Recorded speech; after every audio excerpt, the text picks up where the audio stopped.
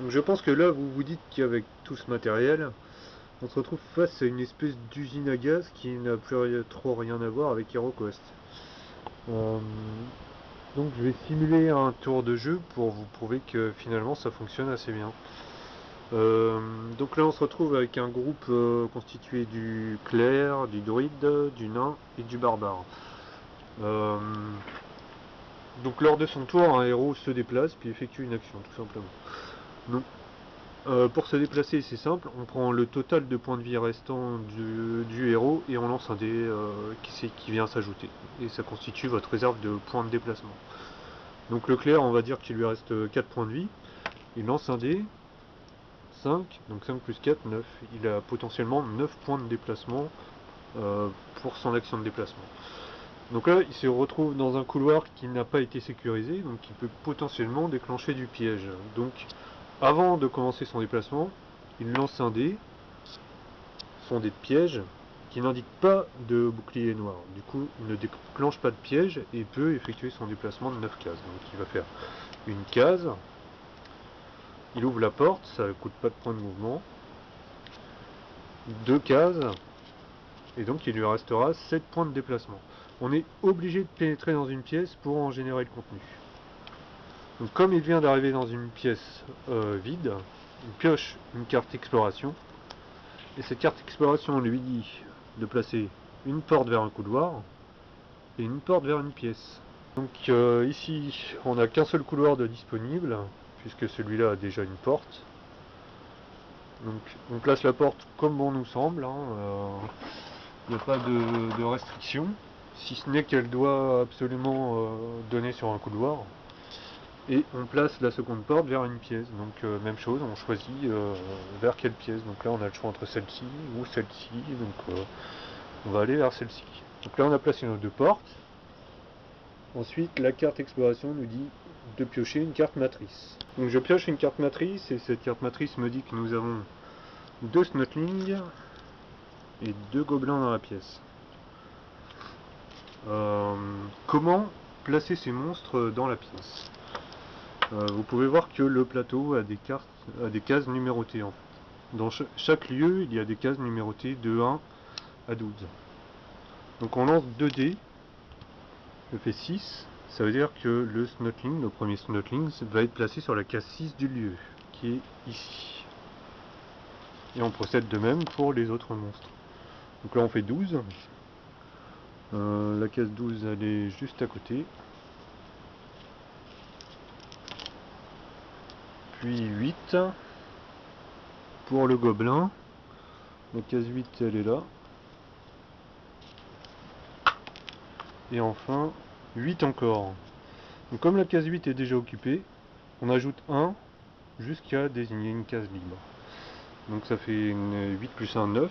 La case 9 est là, elle est libre. Donc on peut mettre le dernier gobelin. Voilà donc la configuration de la pièce. Je rappelle que Claire, il lui reste 7 points de déplacement. Le problème c'est qu'il vient de pénétrer dans un nouveau lieu sécurisé, donc il doit relancer son dé de piège. Et il ne fait toujours pas de bouclier noir, donc il peut continuer son déplacement. Donc mettons par exemple qu'il va attaquer ce gobelin là. Donc il lance ses dés d'attaque, à savoir un dé blanc et un dé noir. Et là, il obtient un bouclier, il obtient un crâne. Donc il fait potentiellement une touche. Le gobelin doit désormais se défendre. Le gobelin se défend avec un seul dé blanc et il fait un crâne. Donc il ne se défend pas. Comme le gobelin a un point de vie, il est mort. Donc pouf, le clerc a terminé ses actions. C'est désormais aux autres de commencer leurs actions. Donc par exemple on va dire que le druide il va faire une action de recherche de piège. Comme ça le couloir sera sécurisé. Donc il pioche une carte piège et cette carte lui dit qu'il y a une oubliette. Donc là on va venir prendre un jeton oubliette et comme pour le monstre on va lancer 2 dés pour déterminer aléatoirement la case où se situe l'oubliette. Donc oui, bien sûr, le petit symbole œil nous dit que ce piège est détectable. S'il n'avait pas été détectable, l'oubliette se serait déclenchée sur la case du droïde et il en aurait subi les conséquences. Donc mon oubliette se trouve sur la case 7 du couloir, qui est juste ici.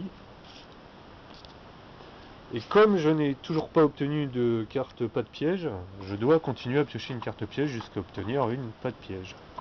Et là la carte me dit pas de piège. Donc ce couloir est sécurisé. Du coup je place une gemme rouge, ça me permet de me souvenir qu'il est sécurisé. Et comme du coup il ne me reste qu'une action de déplacement pour le droïde. Donc il va se déplacer. Mettons qu'il a 3 points de vie, plus 4 ça fait 7. 1, 2, 3, 4, 5, 6, 7. Voilà, voilà. Et bien sûr, en entrant, il lance son dé de piège, puisque cette pièce n'est toujours pas sécurisée. Donc on va continuer comme ça avec le tour des autres héros. Mettons qu'ils se retrouvent ici, paf, paf. Ils ont réussi à tuer ça, on va dire. Voilà, voilà. Et c'est désormais au tour des monstres. Donc sur ma tablette de gestion, les snotlings s'activent en premier. De toute façon, il ne reste plus qu'un snotling. Et on va donc vérifier au niveau des ordres de ciblage. Donc d'abord, on jette le dé événement. C'est un crâne. Ça veut dire que la piste événement va avancer de 1. Et qu'on va se référer à la ligne ordre de ciblage du dessus. Donc du coup, l'ordre de ciblage de A, donc du snotling, nous dit l'enchanteur, il n'est pas en jeu, et le druide en second. Le druide est en jeu. Le snotling peut se déplacer de 10 cases, donc il va faire 1, 2, 3, 4, 5. Il se retrouve adjacent au druide, et du coup il l'attaque. Donc un snotling, c'est pas bien méchant, ça attaque avec un seul dé, et il fait pas de crâne, donc tout va bien pour le druide. Le tour est terminé, c'est un nouveau tour des héros qui commence. Donc voilà pour cette présentation de l'édition remasterisée d'HeroQuest. Si ça vous intéresse, sachez qu'il ne vous faut que acheter les dés, des figurines bien sûr. Il vous faudra aussi du mobilier. Alors là j'ai un peu investi, il y a un peu de tout. On a des buffets, on a des escaliers, on a des caisses, on a des coffres. Donc là il y a un peu de tout, il y a des choses faites maison. Là on a la tombe originale d'HeroQuest et avec de la pâte Fimo j'ai un peu bidouillé pour enlever les éléments carton. Enfin bref, tout ça, les éboulis c'est plus des jetons carton, c'est du gravier collé sur du carton. Les portes, enfin bref, il y a moyen de bidouiller, de bricoler un peu pour avoir un truc sympa. Le plateau de jeu, il a été imprimé sur une nappe en fait, c'est un site qui fait ça, je ne sais plus le nom mais je vais le retrouver. Donc il est fourni également avec le pack système de la version remasterisée. Dans ce pack système vous allez trouver toutes les cartes à imprimer. Donc autant vous le dire, ça en fait un paquet. Si vous passez en impression pro sur des sites comme Printer Studio par exemple, ça monte très vite, ça peut aller chercher dans les 150 € pour la totale. Par contre vous avez un set pour jouer absolument tout. Après il reste toujours la bidouille d'imprimer le truc au boulot pour 0 € et puis beaucoup de temps parce qu'il faudra découper, mettre sous protège-carte, etc. Mais c'est pas inabordable quoi. À côté de ça, le pack système vient avec le livret de règles au format A5. Ça paraît exhaustif comme ça, mais c'est du format A5, donc du coup petite page. Donc c'est pas si énorme que ça. En gros, on a 42 pages, quoi, 42 pages avec pas mal d'illustrations quand même. Donc ça va, puis les règles sont assez simples au final, c'est juste qu'il faut bien comprendre comment s'articulent les différents outils du kit entre eux, quoi. Les différents paquets de cartes, à quoi ils servent. Mais j'aime simplifier ça en disant que chaque paquet de cartes finalement remplace une question qu'on va poser directement un MJ qui existerait en vrai, quoi. Donc, par exemple, on rentre dans une pièce, on veut savoir ce qu'il y a dedans, et bien on dit MJ, qu'est-ce que je trouve dans la pièce? On pioche une carte exploration pièce et ça nous donne la réponse. Même chose, on est dans un couloir, on veut chercher un piège, on dit MJ, est-ce qu'il y a des pièges? On pioche une carte piège tout simplement et ça nous donne la réponse. Donc toutes ces cartes instaurent un dialogue avec un joueur qui n'est pas présent finalement et qui le simule très bien. Une fois qu'on a assimilé cette façon de penser, finalement le jeu est très fluide et promet des aventures sympas. Côté scénario, ils sont également disponibles sur le blog HeroQuest Remaster V2 que vous trouverez en lien dans la description de la vidéo. Donc là, c'est particulièrement long de développer des scénarios. Parce que là, par exemple, on a un scénario tout simple, donc qui représente une seule partie, et vous pouvez voir qu'il fait quand même énormément de pages. L'avantage des scénarios, comme je l'ai dit, c'est qu'ils sont rejouables et ils garantissent des parties absolument uniques à chaque fois. Donc même si on connaît l'histoire, on va en surprise tellement ils sont riches et qu'il y a de déclencheurs, de choix possibles aussi, parce que chaque scénario propose des épilogues différents en fonction qu'on aura plus ou moins bien réussi telle chose ou qu'on aura choisi tel ou tel truc. Euh, voilà, donc même chose, ce sont des livrets A5 tout prêt à imprimer. Vous avez tout pour jouer là-dedans.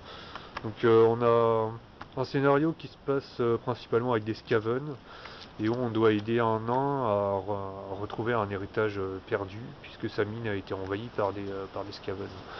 Donc là, c'est un scénario vraiment très intéressant parce que ce nain vous accompagne tout du long et qu'il a un peu son caractère et qu'il en fait un peu à sa tête, quoi. Donc ça donne des situations très cocasses et vraiment intéressantes. Le sortilège de Caldix, alors ça, comme on est en pleine période de gens qui reçoivent leur pledge Conan, et bien c'est l'occasion de sortir ce scénario que j'ai adapté d'une histoire Conan dessinée par Buscema et le scénario de Roy Thomas que j'avais particulièrement apprécié et du coup je l'ai transposé dans l'univers d'HeroQuest. Ça donne des choses sympas, c'est un scénario assez court mais assez sympa, très teinté Conan, où vous allez vous retrouver face à au maléfice d'un sorcier qui a enlevé l'un des héros du groupe. Donc déjà cette quête commence avec un héros en moins, ce qui est un handicap de taille, et qui a un handicap de taille aussi pour vos prochaines quêtes de la campagne, puisque si vous ne récupérez pas ce héros, il ne sera pas remplacé. Donc voilà quoi. Donc les enjeux sont très importants, ce qui nous implique beaucoup dans cette histoire.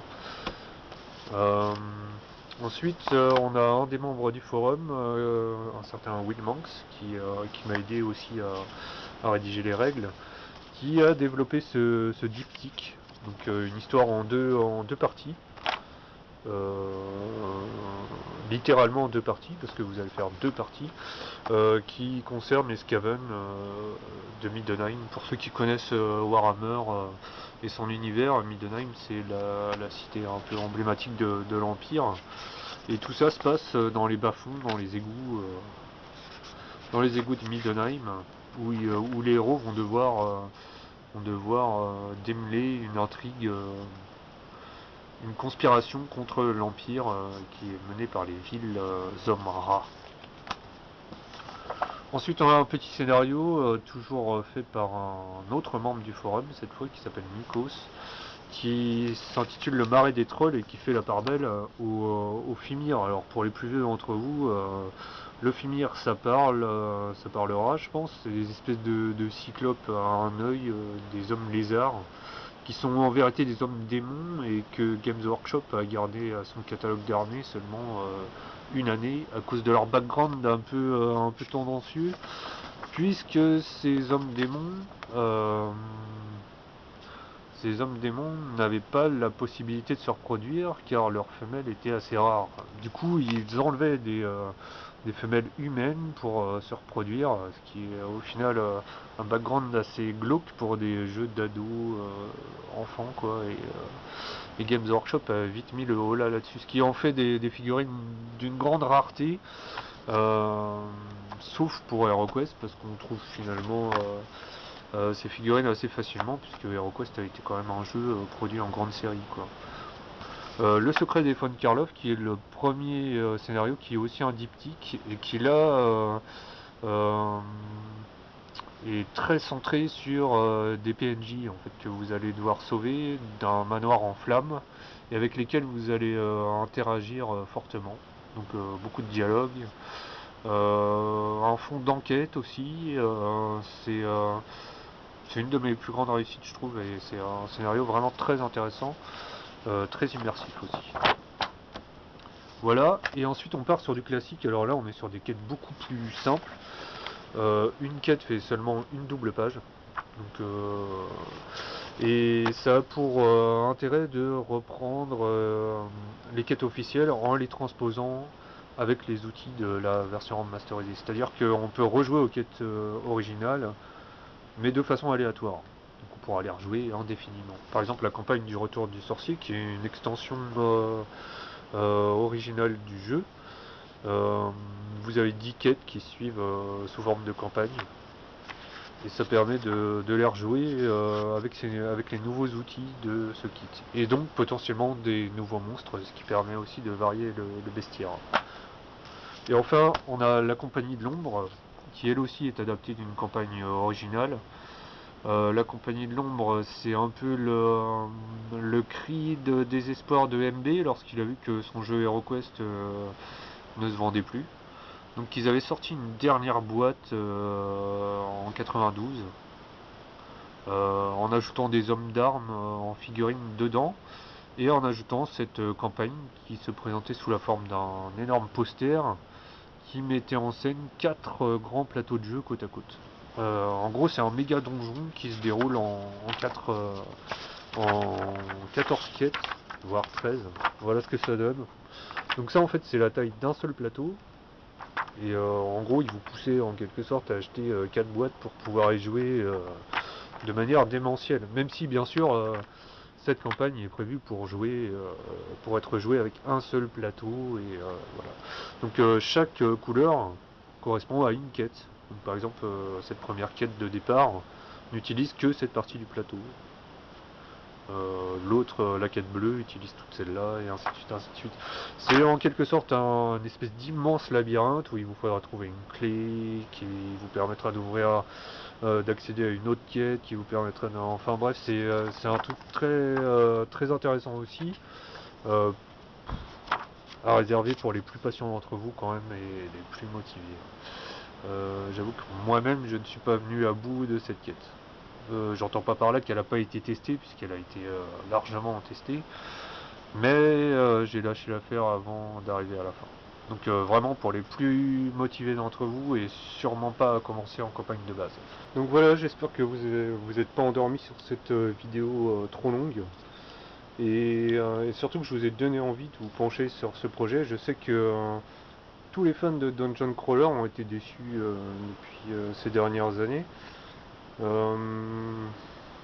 Parce que on est tous un peu à la recherche du dungeon crawler ultime, et ce dungeon crawler on l'a sous les yeux depuis notre plus tendre enfance en fait, puisque HeroQuest ça a toujours été la référence, le must. Aujourd'hui il est modernisé tout en gardant son côté fun et la composante essentielle pour moi d'un dungeon crawler qui est l'exploration. Et HeroQuest, il n'y a pas mieux pour ça. Et j'en ai fait un mix un peu entre les demeures de l'épouvante, en prenant ce qui est bon en fait, à savoir l'histoire. Et là, attention, je ne parle pas d'histoire complètement décousue comme dans les demeures de l'épouvante, mais de vraies histoires, puisque le peu de scénarios que vous avez là, ça m'a demandé 6 mois de boulot, donc c'est pas des scénarios faits comme ça à l'arrache. Donc je vous conseille vivement de vous rendre sur le blog, au moins de télécharger le pack, de lire les règles, qui sont bien plus claires que cette vidéo qui est un peu chaotique, hein, puisque ce livre de règles, c'est pas moi qui l'ai écrit, c'est un généreux contributeur qui s'appelle Winmanx, parce que c'est toujours bon de faire écrire les règles d'un jeu qu'on a créé par quelqu'un qui n'y connaît rien. Petit clin d'œil aux éditeurs d'aujourd'hui. Et non, franchement, ça vaut le coup. Je dis pas ça parce que c'est mon projet, mais je pense que la communauté que j'ai rassemblée est unanime à ce sujet aussi, et que je pense que tout le monde peut un peu y trouver son compte, et surtout recycler la collection phénoménale de figurines qu'on peut avoir chez nous pour utiliser ce système de jeu qui peut au final devenir un système de jeu générique, même si il est basé sur un univers atypique quand même. Donc voilà, tous les liens pour télécharger ces choses-là se trouvent dans la description de la vidéo. Je ne vais pas vous demander de liker ou de vous abonner puisque ma chaîne n'est pas monétisée. Je fais ça uniquement pour plus de visibilité sur ce projet, parce que je me dis que plus on sera nombreux, et plus des gens se lanceront dans la conception de scénarios, ce qui pourrait être très bien pour agrandir cette collection qui est déjà assez conséquente, puisque rien que ça représente 30 scénarios rejouables à l'infini, donc c'est déjà pas mal. Bien, bah, je vous remercie à tous, et j'espère vous voir nombreux sur mon forum, ou le forum du cœur de la loge, qui est aussi un excellent forum et sur lequel je traîne très souvent. Ciao!